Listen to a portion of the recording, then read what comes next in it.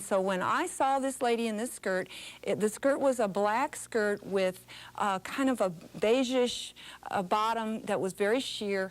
I said, that is beautiful, and I want to do that skirt. So I started looking at detail, and let me share with you some of the things that you need to do when you're looking at something, walking basically, is that you need to pay attention to certain things about the lines of what's going on.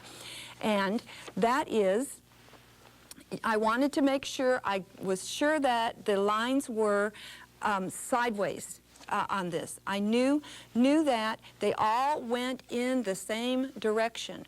That was very important, and so what I did was I checked that out, and then I noticed also how the seams were put together, because there was just this subtle line going down this skirt, and it was showing, and I noticed it was serging, but it was not a flat lock. It was actually a serge seam, and it was laid down onto some onto your seam. So it was actually the right sides of this skirt were put together, the wrong sides of this skirt were put together, and then the seam was stitched down flat.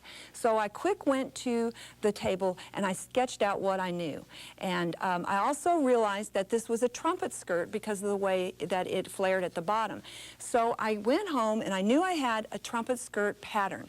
And so I took this trumpet skirt pattern, and all I had to do with this is just go down about where my knee belonged and do a little bit of a curve. I used my curved ruler, and I just did a little bit of a curve, and when I cut them apart, I put my seam allowance to the top, my seam allowance to the bottom, and then on the very, very bottom of the skirt, on the very back of the skirt, I just put this together and used the same bottom.